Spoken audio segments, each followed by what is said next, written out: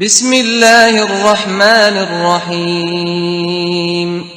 بسم اللہ ابتدائے کلام من الیقین، رحمان ورحیم ترحم انی الخاتین، الحمد مصطلح لہو یا وجہک الکریم، بسد بس غیرک یا رب العالمین۔ اے اول ہر مبتدا وہ آخر ہر منتہا، اے نور چشم ماں سوا، اے سایہ ذات خدا۔ وجود ہی حقیقت خدا کا راز ہے، روز ازل سے جو بجا پہلا ساز ہے، اس کی آواز ہی پہلی آواز ہے، یوم کن فیکن یوم آغاز ہے۔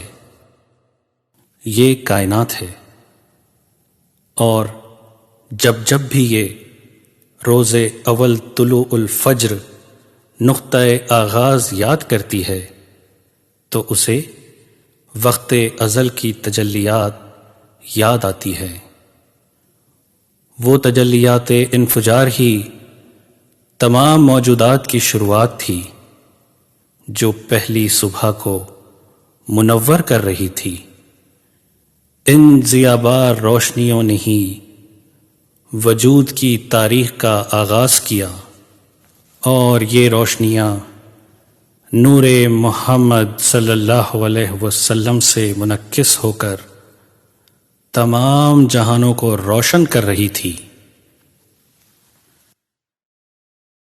آغاز کتاب نوراں بنام روح روحاں، روح امر و شان رسول اللہ کی پہچان۔ وقت ازل صبح وجود طلوع الفجر، رحمتوں کا نزول آبشار مجر، روشنی سے بنے ہیں خاک و حجر، نور محمد سے پا گئے وجود برگ و شجر۔ مشہور شاعر جان محمد نے لکھا ہے، باز گویم سخن طرفہ حدیثی کہ یک ماہ روحی، سروئے خد اشوا گری تازہ بہاری، زا چمن خوبی بآراستہ وہ پے راستہ، خود آرائی زیبائی وہ رانائی، سوئے باغ کہ از بہر تماشائی، گلانے در چمن ہم چو عروساں، زا سمن وہ نستارین وہ نرگس داؤدی، رائیل دیگر سیوتی گل موہری وہ گل جائی، وہ چاباغی کے توانے گفت باد جنت الفردوس۔ حضرت جامی کہتے ہیں کہ یا رسول عربی شاہ سوار مدنی، بلبل مکہ وہ بتہا وہ سہیل یمنی، تو کے در باغ رسالت چاہ خدے سرو پرست، سروئے باغ ملکوتے وہ گل یاسمینی، رخ برآں روزہ کن وہ خاک درش شو جامی، زاکے تو بلبل آں باغ وفائی چمنی۔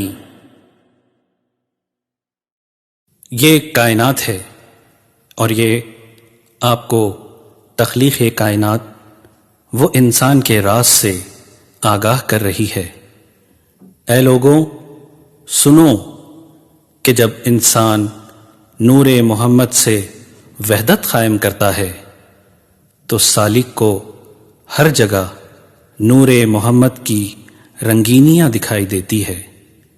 وہ کہتا ہے، دل کی آنکھیں کھول کر خدا کی قدرت دیکھیے، یہ جلوہ فطرت دیکھیے، گل میں یہ نور ہے، نور کے سراب میں یہ نور ہے، گلاب میں گل رخ گل روح گلشن گلزار میں، یہ نور گل رانا میں ہے، یہی نور ہے گلنار میں، اسی نور سے پر بہار گلستاں ہے، اسی نور کی ضیاء جب صدا بنی تو جہان میں संगीत का समा है।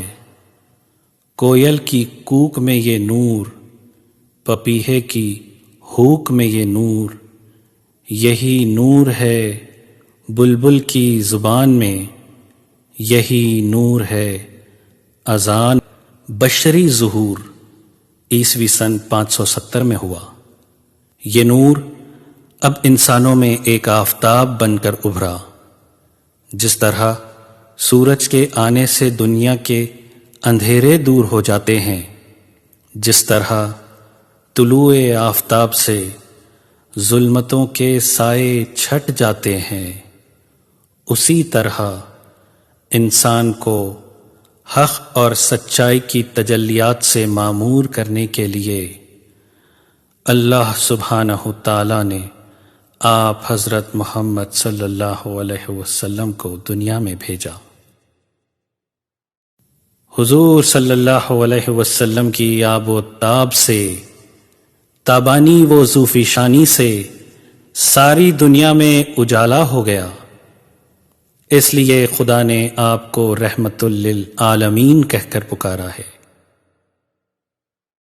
हुजूर सल्लल्लाहु अलैहि वसल्लम को रिसालत के बाद अल्लाह ने रफ़ा इला समाई यानी सैर इलल्लाह का हुक्म दिया रही है। ये गवाह है शब मेराज की।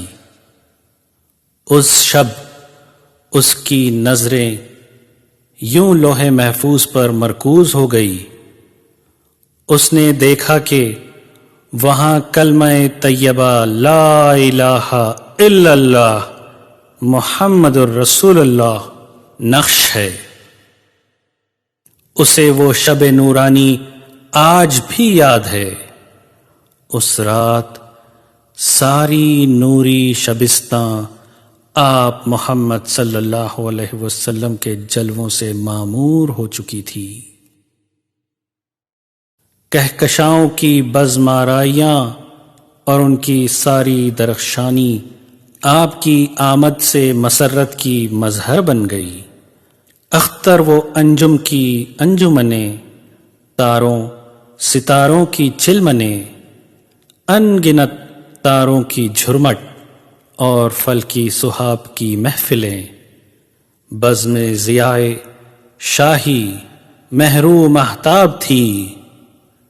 तह दर तह आसमानों में ज़िया बख्श जहां बानी, महरे फलक पर महरे सुल्तानी। आप मोहम्मद सल्लल्लाहु अलैहि वसल्लम के इसमें मुबारक से नक्श कर दी गई थी।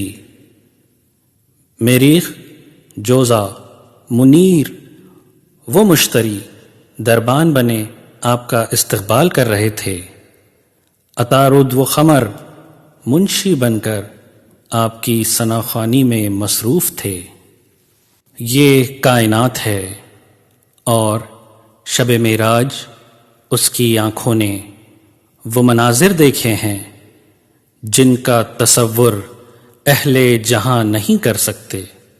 ये चंद बातें मेराज के जश्न नौशाबा के इजहार के लिए शायद काफ़ी होंगे। कायनात भी थी तवाफ में उसकी निगाह शौक़ की उलझन, कभी तजल्ली बनी रुकावट, कभी सितारों की अंजुमन। वक्त दीदार आए आड़े तारों की चिलमन, उसकी रूह बन गई नूरी मंजर का दर्पण। कायनात कहती है, लेकिन ए बनी इंसान याद रखो, इसरारे इलाही से कौन वाकिफ हो सकता है। यही तो क़ानून कुदरत है, यही तो खुदा की सारी कुदरत है। उसके हर काम में नुदरत है। पर्दा है, राज है, सिरत है, जलवाए मेराज में आड़ सिदरत है। हजरात खुदसी वो तबरेज़ी फरमाते हैं, मरहबा सैयदी मक्की मदनी अल अरबी, दिलो जान हादे फिदायत के अजब खुश लखबी। या रसूल अल्लाह हबीबे खालिक यकता तुई, बरगुजीदा ذوالجلال پاک بھی ہمتا توئی، نازنین حضرت حق صدر بدر کائنات، نور چشم انبیاء وہ چشم چراغ توئی، در شب معراج بودی جبرائیل اندر رکاب، پا نہادہ بر سریر گنبد خضرا توئی۔ إن الله وملائكته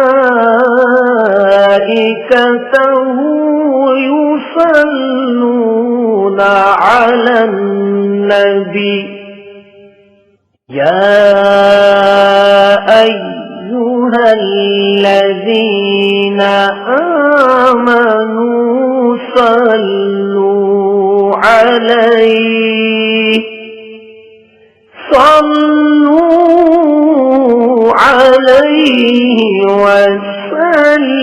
وسلموا تسليما اللهم صل على محمد وعلى آل محمد۔ حضرت امیر خسرو فرماتے ہیں، تو انہری چابک تیری وز، برگ گل ناز کنتری، وز ہر چاگویم بہتری، حق عجائب دل بری، خسرو غریب است و گدا افتدا در شہر شما، باشد کے از مہر خدا سوئے غریبہ بنگری، بلغ العلا بکمیہ، روضہ خلد بری بہشت درویشاں است، مایا محتشمی دولت درویشاں است، پہاڑوں کی حسین آغوش میں ایک نور کی دنیا، یہ ہے اہل بصیرت کے لیے ایک طور کی دنیا۔